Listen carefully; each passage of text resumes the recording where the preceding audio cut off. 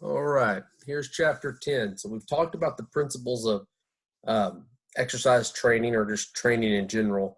So now let's move into what are those adaptations going to be from the training that we're doing in exercise.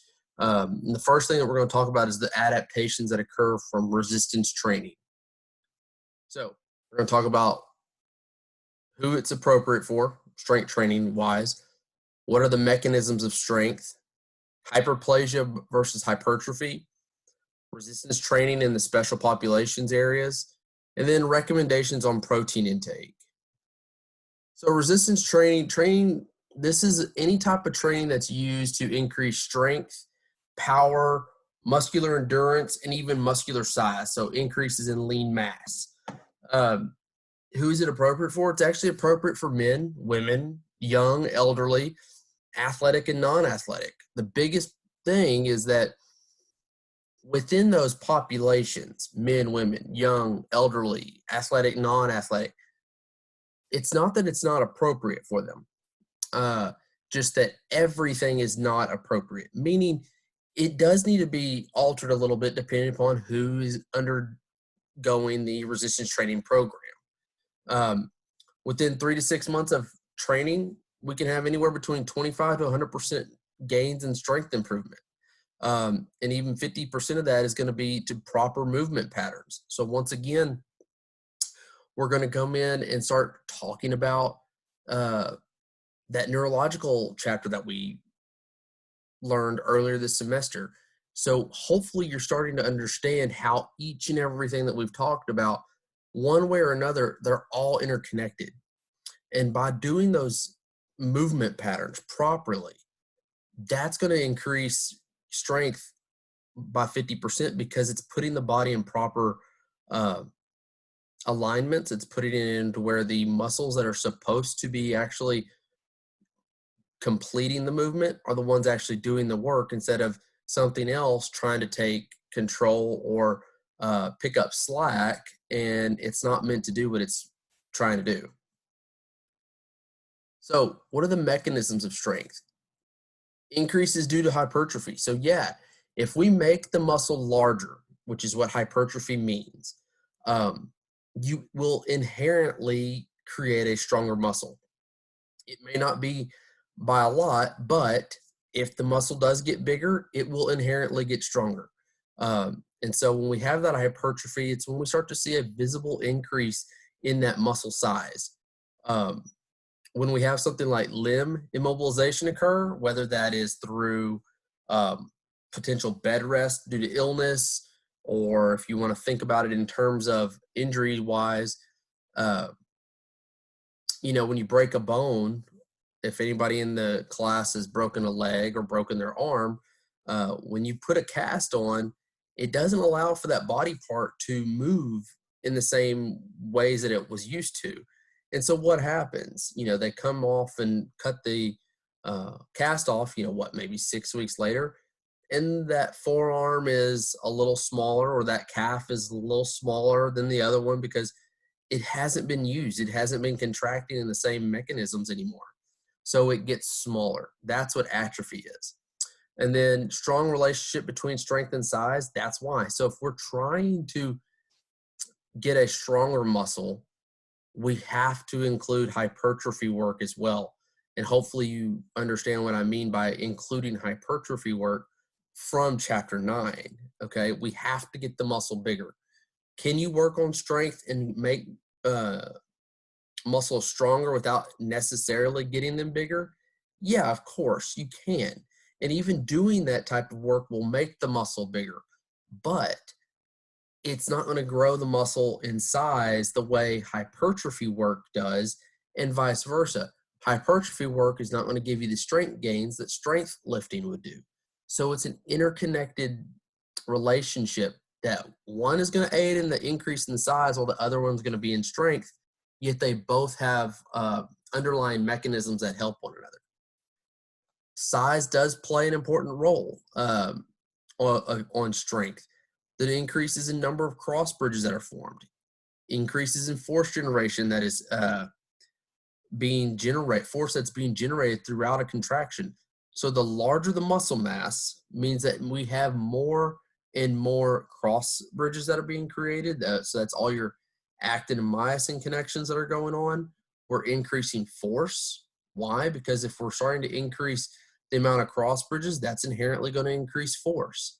Okay, so that's why size plays a role in strength. And what's another important factor? It's going to be your neural control.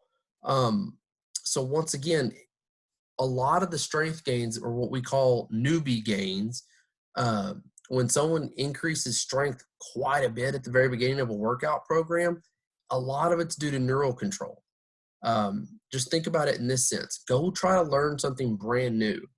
You're not really good at it, but once you start understanding how the body needs to move, you inherently get better at it. You're not going to be the best, but you've gotten better at it. That's neural control. All that is neural control.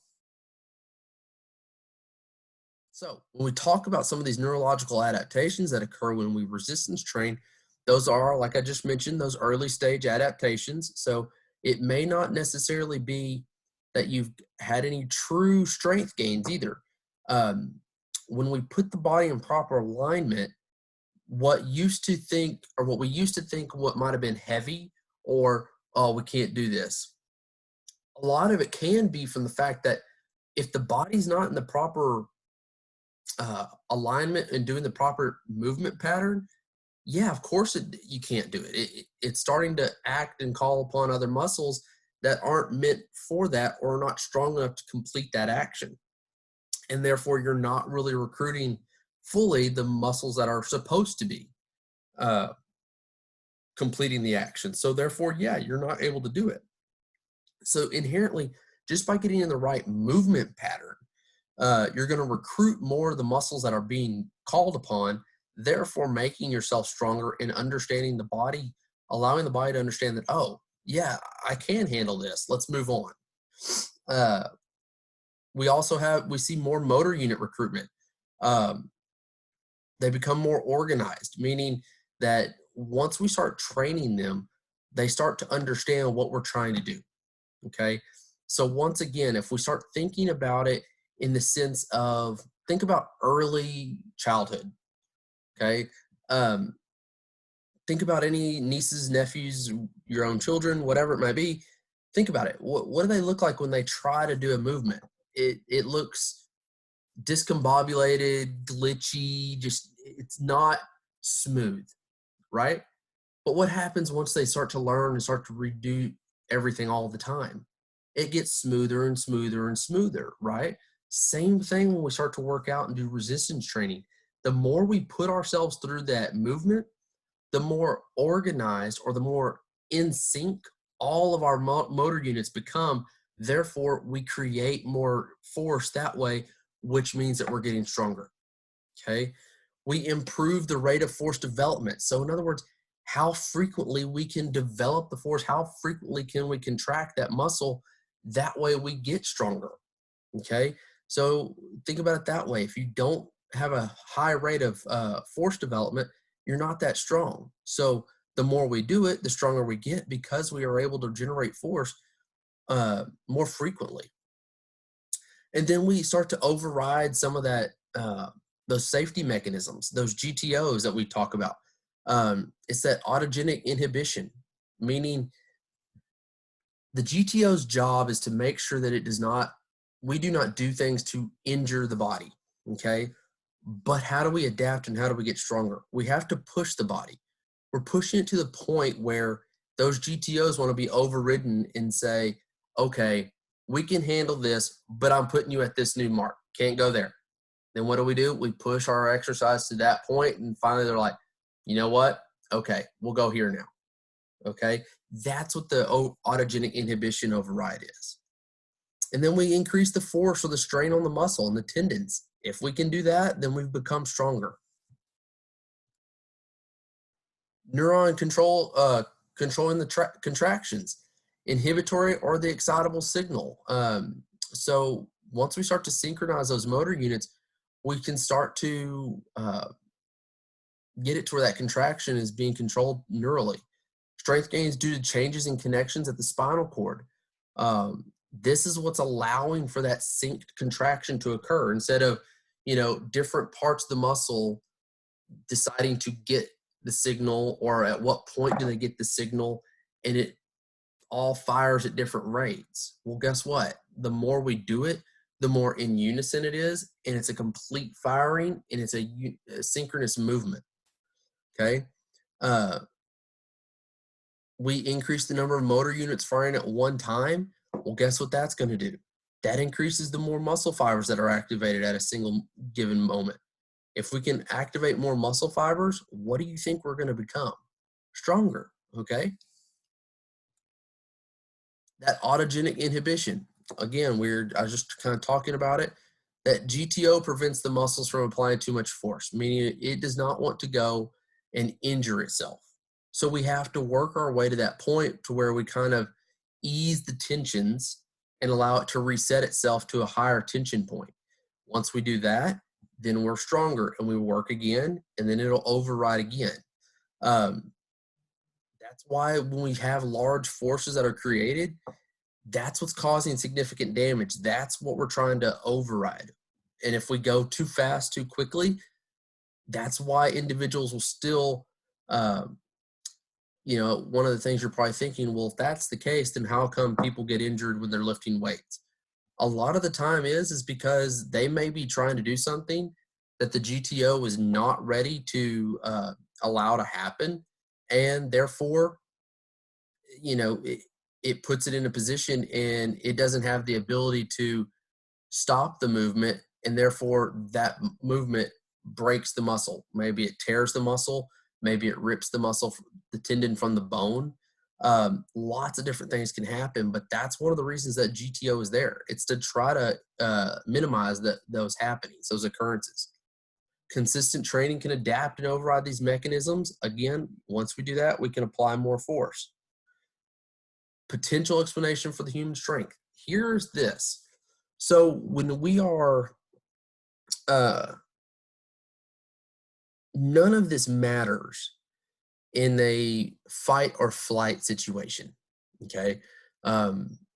We kind of believe I talked about it earlier on this semester, but what happens during that period of fight or flight, true fight or flight, okay? Things are turned off, things are also turned on, and it is meant for survival. One or two ways. Either we're fighting for survival or we are fleeing for survival. So when we're lifting a car off of someone, that enhanced mode of survival automatically overrides the GTOs from the body being injured. Why? Because it's trying to survive. Survival takes precedent over a single muscle. You don't need to have larger muscles for it to happen. But guess what? If we are in that situation and you lift a car, you lift something super heavy off of somebody in dire need, if we were to take you over that next week and say, hey, can you recreate this? You can't do it. Why? It's not the same. You're not the same neural components, the same hormonal components, the same systems and overall scenario is not the same for your body to say, yeah, we can do it. So on a typical day-to-day basis, we have to do things such as training to override the mechanisms. We also talked about how a larger muscle creates a stronger muscle. That's going to be hypertrophy. And we have a couple different aspects of hypertrophy. We have transient hypertrophy, which is immediately following exercise. It's the edema from the plasma, or that water moves in the interstitial spaces of the muscle and through the cellular areas. We also have increased blood flow to areas. So inherently, your muscles will look bigger following a workout. But for any of you that work out on a regular basis, what happens if you work out in the morning? How do you feel that night? Suddenly it feels like someone just took a balloon and deflated you, right? That's that transient hypertrophy leaving the body, or at least reabsorbing, redistributing itself, okay? So now you're back down to normal. That's transient hypertrophy. So if you see that a muscle looks bigger following one workout, transient. Chronic hypertrophy, however, that's going to be actual increases in muscular size due to structural changes that are occurring. If we think about it in hyperplasia, that's actually a splitting of fibers, meaning that if my fiber is as big as my finger here, right? Our goal for hypertrophy is to stress that muscle fiber, get little tears in it, have the protein and everything else come in and cover, and essentially we become where my fiber is as big as two fingers, right? Hyperplasia, on the other hand, is a theory and a mechanism. We don't see it in humans. We haven't seen it in humans, okay? It's seen in some animals, though, where what happens is we get to this point, and instead of getting any bigger, it decides to split. So now we have two muscle fibers. That is not something that we do as humans. We are really only hypertrophy, meaning that our cross-sectional distance of the muscle fiber gets bigger. So again, we start here, we lift, and now all of a sudden our bicep is that big. We lift some more, we get that big, right? That's cross-sectional area. The greater increases in hypertrophy and strength means that that eccentric phase only compared to concentric or a combination. You could be stronger in certain areas, certain phases of the lift due to increases in muscle size, or you can get into a combination, okay? High velocity means that we have greater increases in hypertrophy, and that protein remodels at the sarcomere Z line, again, creating and repairing the damage that we do to the muscle during a workout. And I think this chapter actually, I'll show you some pictures here in a second. Okay, here we go. Some more on hypertrophy. It's an increase in the fibrils, the actin and the myosin, everything. The existing doesn't necessarily change. What happens is that we have an increase in protein synthesis during recovery. So roughly 24 hours following exercise. It's broken down during exercise. We degrade it. Essentially what happens is that we make little micro tears in the muscle, and then the protein synthesis, if we're nutritionally adequate, we're trying to use that protein in that protein synthesis to repair that broken down muscle. That's why we do protein and carbs for ingestion after exercise for recovery. Actually, protein works better when a carb is associated with it. And then we do see some testosterone. It does play a little bit of a major role in promoting muscular growth. Why? Because it increases protein synthesis. So if we look at this real quick, these two pictures, the picture on the left is muscle fibers. Doesn't matter which ones, okay? And then following 6 months of training, look, it's not that we zoomed in. It's that the fact is that it won't all fit because we've inherently increased the sizes of each of the fibrils, okay? And then this is an explanation of hyperplasia. It is possible in humans. I mean, it's theorized, but we haven't seen it occur. But it is seen in cats. Studies have shown possible increased numbers, meaning that there's fiber splitting. But the overwhelming theory that we live off of currently is that we undergo hypertrophy, meaning that the day you were born, you have every single muscle fiber that you will ever have. And the difference is how or what do you do in life to train those muscles, to make them bigger, to make them faster, to make them more endurance-based. And that's what you're doing. You're increasing the number, or not the number, but the size of the fiber, not the number of fibers. So how does it work? How do we go about creating a larger muscle? So here's what happens. Once we injure the muscle, and I'm going to tell you now that we technically injure the muscle in a workout. When you're sore, a lot of that is due to the fact of all the different micro tears that you make during a workout. And it's not a bad thing. You want it to happen, okay? So that muscle injury occurs. Oops. Let that disappear real quick. Is it going to disappear? There we go. That muscle injury occurs. So what happens? At that point in time, satellite cells activate and they proliferate, meaning they increase and they move. Okay, satellite cells are a type of cell that can go anywhere uh, and become anything, just about. What happens then is that they make their way to this injured muscle. So if you notice all these little jagged edges in this, torn apart look. That's the micro tears. That's okay. Um, so those satellite cells come in, chemotaxis occurs, meaning that it's going to attach itself, right? And then for hypertrophy, we go straight from 2 to 3.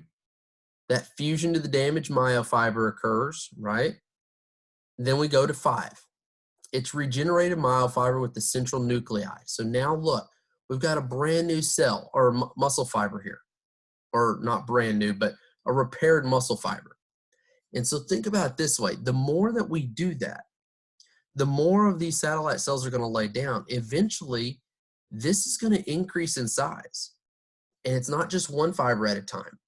Now, I'm not going to sit there and say that every single fiber in your bicep is going to do this every time. It may be different fibers throughout, but consistently, it'll all do, get bigger. And so even if maybe, let's say, one fiber doesn't have this occur, meaning maybe it somehow was not stressed and didn't really tear, what happens when you take a tube and you put wires in? If I have wires that are all the same size and they fit, okay. But what happens if all of a sudden I started replacing some of the skinny wires with wires that are just a little bit fatter? What happens? I cannot get rid of any of the other fibers, right? Or at least I don't want to. So what am I going to have to do?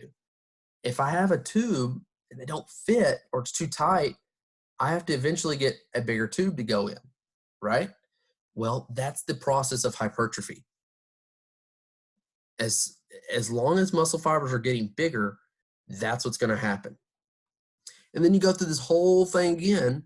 Now, if we're looking at hyperplasia, you just add that number 4 occurs, right? Alignment and fusion to produce new myofibers, essentially, or that fiber splitting, okay? But that's hypertrophy and what satellite cells are doing once we damage that muscle.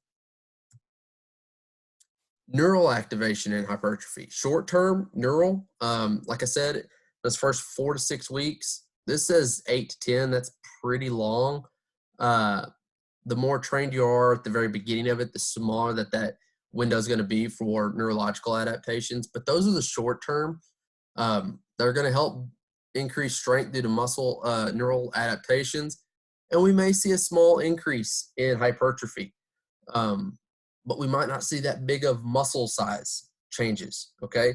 A lot of that is because when we start to have neural adaptations, we possibly have larger jumps in what weight we can use. Well, like I told you, if you're starting to utilize the body in a proper way, it's going to adapt quick and say, oh, we can do this. Well, if that's the case, then you're probably using weights or loads that are not inducing that muscle damage, okay? You're getting stronger, okay, but we're not doing anything that's going to help increase that muscle size. Now, long term, we're going to actually see structural changes. That's going to be that hypertrophy that occurs, the increase in muscle mass, muscle size, cross-sectional area. We're going to see an increase in net protein synthesis, meaning that we're going to see that our body is going to start utilizing protein more efficiently and putting it in to the fact that we need to repair the muscle. And this is typically a major factor following 10 weeks. So if you're really starting to do something, barring that you're already pretty well trained, and you say, oh, I'm going to do all this in 6 weeks, odds are you're probably not going to get a lot of muscle mass changes in 6 weeks unless you're already pretty heavily trained to begin with, and you're just changing a few of the different load increases, okay? Muscle atrophy. So this is a good example here. Basically what happens is that protein synthesis is decreased within 6 hours. Our body is always in a state of balance, or it tries to be. No matter how much protein that you eat during the day, And with us working out, yeah, it increases protein synthesis, but at the same time, you got to understand that we're breaking down protein as well when we break down that muscle. Okay. So we're constantly battling to be in a state of balance between our breakdown and our synthesis. And what's going on is typically we end the day a little heavier on that breakdown side. And it's nothing that you're doing. It's just that the fact of the matter is that our protein in the body is used for so much. Okay. And so whenever we start to see immobilization occur, protein synthesis decreased within 6 hours of immobilization. That's not good. Okay. Lack of muscle use equals decreased muscle tissue. Again, that's that use it or lose it. It's that principle of adaptations, right? This specific adaptations for the imposed demands. Well, what demand am I putting it through if I'm putting it in a cast? Nothing. Strength decrease at a high rate. So it could take you 6 months to gain X amount of pounds on your bench press or whatever it might be. But guess what? You're going to be losing it at 3 to 4% per day once you become immobilized. It is taken away a lot faster than it is to achieve. Type 1s are affected more than type 2. That sounds weird because you're like, well, they're endurance. Why would they do that? It's because of the simple fact that on the side of things where we look at the fatigue rate, type 2 fibers are already fibers that are going to fatigue very quickly, meaning that we can't utilize type 2s for very long, right? They're powerful and they're strong, but they fatigue very quickly.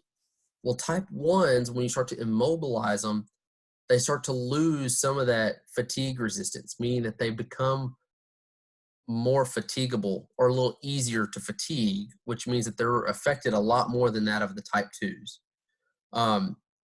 And typically when we get done with immobilization, the recovery period to get back to where it was is typically longer than that of the actual immobilization itself. Now, immobilization is quite different than that of cessation of training or detraining or stopping of the training. We can train strength and get it all the way up, get it big or very heavy, but then we're going to go through detraining, meaning that we're going to go through a maintenance period. And what that means is that you're still working out, you're still doing things, you're just not doing it at the same intensity. So that way you're avoiding losing the gains that you work so hard to achieve. So if we look at it this way, we can look at a couple different things. So mean 1 rep max value. So this is pre 20 weeks of training. All right. We did post. So we trained for 20 weeks. Had a pretty sizable increase in your squat 1 RM. Then we came in pre 6 week detraining. Kind of had a little bit of a decrease there, right? And then we post 6 weeks. So after we've done all that, we're going to start to train again. We're going to do it another 6 weeks. Look how it jumped up again. Oops. So that's what's important. So look, we lose it. We may go down a little bit, even if we looked at leg press and everything else. So this one right here, yeah, so stop training for 30 to 32 weeks in between. So we have trained for 20, and then we stopped for 30 to 32 weeks in between. So that's going to be roughly 5 months, give or take, maybe 4. No, actually 32 weeks would be more along the lines of near 8 months. Okay. Anyway, and then we do this. Look what happened. There was a change in our strength, right? But we didn't really lose it necessarily. It wasn't that we stopped training. It was that we just trained differently. Okay. And then look what happens once it just took us 6 weeks to go and make that large increase again. Okay, so this right here is just telling us that once we start training, if we go through a detraining or a cessation period, we'll lose a little bit of that strength. But what's happening also is that we're already at a new baseline. We're not losing as much anymore. And then when we do start to train again, we ramp it up pretty quickly as well. So it's kind of a, there's no such thing as muscle memory. I will say that there is more along the lines of the muscle is able to adapt at a faster rate after we've initially done some adaptations. So some of the fiber type alterations that we're going to have when we aerobically train, so high intensity resistance plus aerobic, those type 2 fibers do become more oxidative, meaning that we do start to see a shift to those type 2Xs becoming a little bit more like type 2A. So some of those middle ground type of fibers. Anaerobic training, type 1 may become more anaerobic. That's pretty a stretch, okay, but it could happen. But you can only have a true conversion if there's a change or there's a neuromuscular junction damage, meaning you'll never take a type 1 and make it a type 2. You'll never take a type 2 and make it a type 1. The only time that we ever see that happen is if you potentially have issues where there's an injury that occurs and due to surgery, maybe something had to be altered or they tried to repair something and nerve endings kind of got switched. That's the only way that a fiber will switch from one to another. We will see characteristics of them switching, but they'll never switch, okay? So you have to have a neuromuscular junction damage to actually induce true fiber type shift. Muscle soreness, that's basically that delayed onset of muscle soreness, so DOMS. What you'll see is it's 24 to 72 hours post-exercise. There's stiffness or severe pain. It's not from lactate, okay? I'm going to tell you now, it's not. It's due to the fact that we're making those micro tears within the muscle, okay? And we're trying to then repair it. So that's your delayed onset muscle damage or muscle soreness, excuse me. So if we look at it, eccentric versus concentric, it's actually going to induce more damage to run downhill than it is to run uphill. Why? Because you're exerting a lot more force onto the musculature of the leg when you're putting the leg down and essentially trying to brace itself. You're making it do more than what it was trying to originally do, okay? So there's that structural damage. We start to see an increase in muscle-specific enzymes within the blood. We have disruptions and damages to the Z-disc, which are that structural anchor.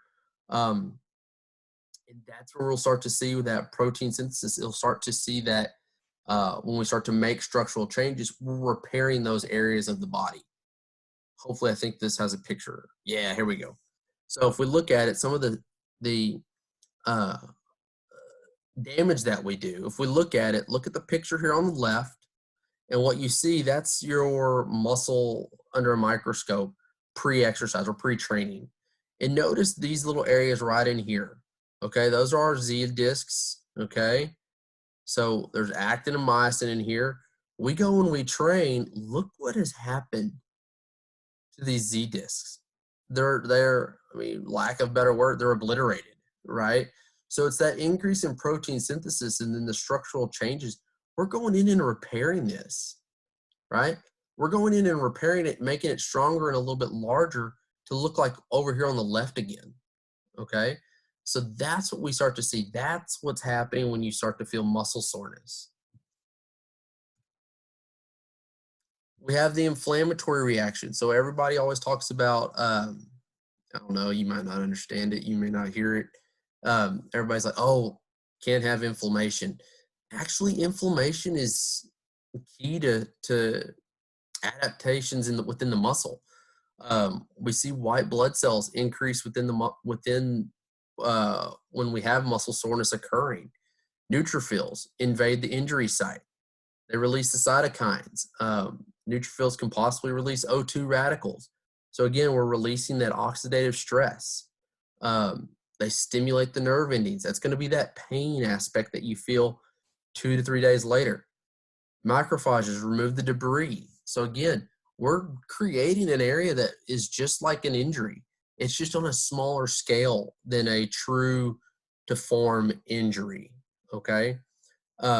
We're causing stress. We're causing, we're putting a stressor on the body is what we're doing. And we have fiber regeneration, meaning that there's macrophage activity that cleans up that area, and that protein synthesis is increased, so it's going to help regenerate or repair those fibers. If we look at this in a special population manner, elderly, there's increased loss of fat-free mass or lean mass with aging.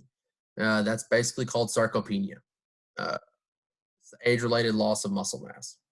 Okay, no matter what you do, no matter who you are, you're going to experience it. We kind of have a little line that goes around that your muscle mass will decrease, your fat mass will increase, and there's nothing you can do about it. Even those that train super hard for their whole lives, they still have it. The difference is that they've minimized the amount of muscle mass they're losing and minimized the amount of fat mass they're gaining.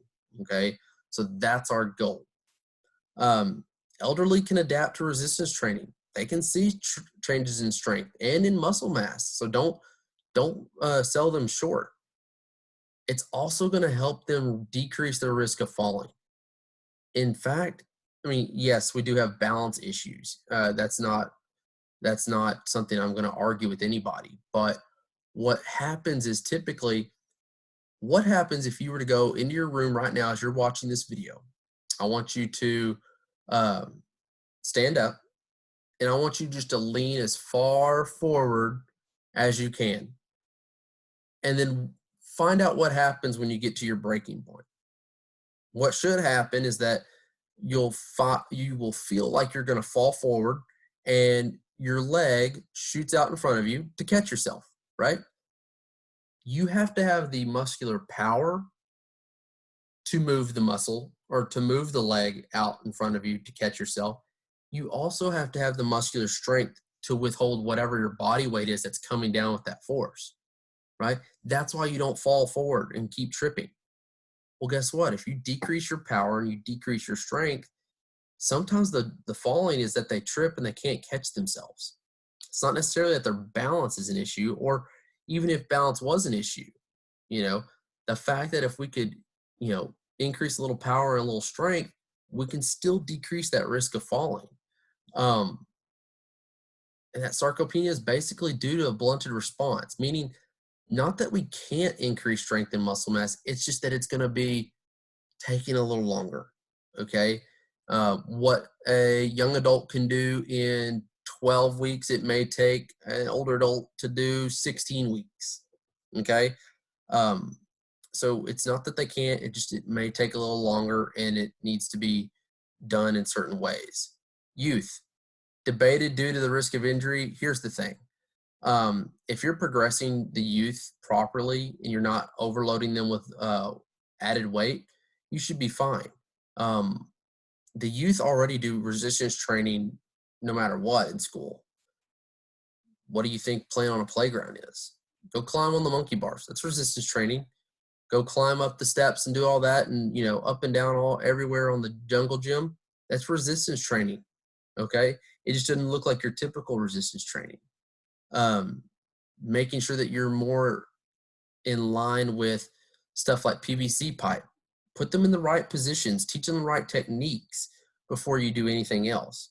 Make sure that they maintain coordination, balance, and flexibility, okay? The biggest issue is that when you start to put too much weight on them, we do have to see areas where growth plates are coming into play. And if we do damage to that, we can do some serious damage later on in life. And then last, we're going to talk a little bit about protein intake. So the best forms are rapidly and easily digestible and rich in essential amino acids, one of which being leucine. The reason is because leucine is a main player on the mammalian target of rapamycin, or the mTOR pathway, which is one of the big players within protein synthesis and increasing protein synthesis. So if we want to increase that, we need to increase mTOR. And one of the things that has a lot of leucine in it is typically whey protein or milk protein. Animal protein has a lot of leucine in it. So, and it's very rapidly digestible and absorbed. Intake as little as 5 to 10 grams can stimulate some muscle synthesis. It can, it's not going to be a lot. However, the recommended much larger for increases in muscle mass. Currently, the RDA is 0.8 grams. That's pretty small, but it is what it's needed to survive on a daily basis of just normal cellular functions. If you want, we've done studies on high protein diets, and we don't see any issues with the kidneys anymore, meaning that we've kind of defunct that old myth. And for athletes, it says 1.2. I'd almost go with all athletes need to be on the 1.6 to 1.7. And then other athletes need to go and do higher levels of protein if they want more muscle mass. But one of the reasons we sit there and we say that high-end endurance athletes need a lot of protein, you're like, well, they don't ever look that big. No, they don't. But the fact of the matter is that they expend so many calories that they do start to break down muscle a lot faster. So we need to keep their protein levels high so that we can repair those muscles and they could be ready to go the next day, and we don't ever get to the point where they're using that muscle mass for energy levels. And then again, if we're looking at it, protein and carbs are always good for recovery because we can increase protein synthesis and then also replenish our stores of glycogen. Is there an optimal window of consumption? We used to think that it was, the anabolic window was 30 minutes after. Well, guess what? If you don't take your protein 30 minutes after your workout, you're going to be fine. We've come to find out that it's not really a window anymore. It's more like an anabolic barn door, like 2 to 3 hours following exercise. So don't be concerned if you forgot your protein shake today after your workout.